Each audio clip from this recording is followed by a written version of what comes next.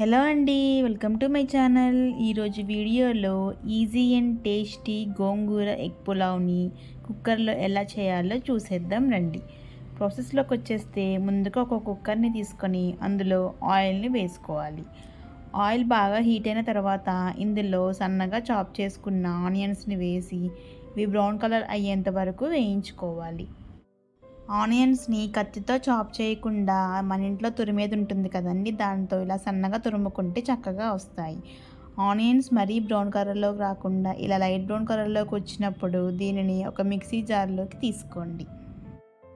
ఇలా మొత్తం ఆనియన్స్ని మిక్సీ జార్లోకి వేసుకున్న తర్వాత ఇందులో 4 రెబ్బలు వెల్లుల్లిపాయలు, అలాగే సన్నగా కట్ చేసుకున్న అల్లం ముక్కలు కూడా వేసుకొని ఇలా మెత్తగా పేస్ట్ చేసుకోవాలి.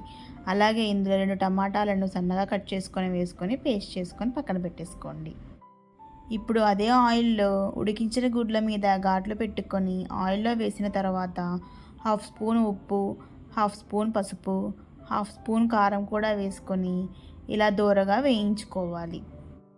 ఈ గుడ్లు లైట్గా కలర్ చేంజ్ అయిన తర్వాత వీటిని ఒక ప్లేట్లోకి తీసుకొని పక్కన పెట్టేసుకోండి.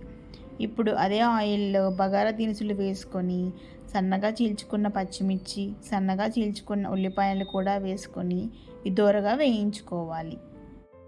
ఇప్పుడు ఇందులో 1 స్పూన్ వరకు అల్లం వెల్లుల్లి పేస్ట్ని వేసుకొని ఇది పూర్తిగా పచ్చివాసన పోయేంత వరకు వేయించుకోవాలి.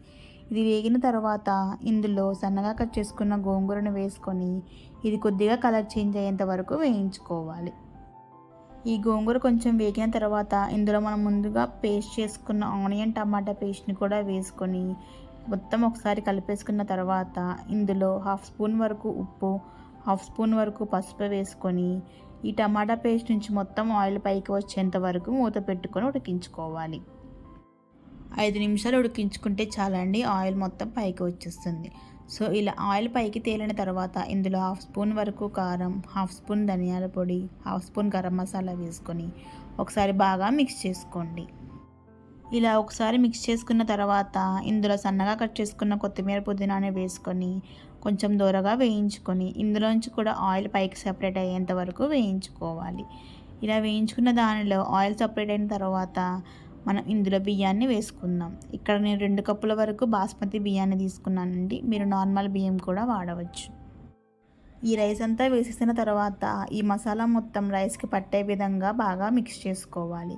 ఇలా మిక్స్ చేసుకోవడం వల్ల మసాలాలు రైస్కి బాగా పట్టి చాలా టేస్టీగా ఉంటుంది. సో ఇప్పుడు మనం ఇందులో వాటర్ వేసుకోవాలండి. కొలత ప్రకారం అయితే నేను 2 గ్లాసుల బియ్యానికి 3.5 గ్లాసుల వరకు వాటర్ని వేసుకున్నాను. ఇలా అయితేనే పులావ్ కొంచెం పొడి పొడిగా ఉంటుందండి, లేకపోతే మెత్తగా వచ్చేస్తుంది. ఇప్పుడు ఇందులో మనం ముందుగా ఫ్రై చేసుకున్న గుడ్లను కూడా వేసేసి మూత పెట్టేసి 2 విజిల్స్ రానివ్వండి. 2 విజిల్స్ వచ్చిన తర్వాత చూసారా ఎంత చక్కగా కుక్ అయిందో. ఇప్పుడు దీనిని ఒకసారి బాగా మిక్స్ చేసుకొని సర్వ్ చేసుకుంటే ఎంతో టేస్టీ అండ్ స్పైసీగా ఉండి గోంగూర ఎగ్ పులావ్ రెడీ. సో మీరు కూడా ఈ రెసిపీని ట్రై చేసి ఎలా ఉందో కామెంట్స్లో చెప్పండి. ఇలాంటి ఎన్నో రుచికరమైన వంటల కోసం నా ఛానల్ని సబ్స్క్రైబ్ చేసుకోండి. Thank you for watching.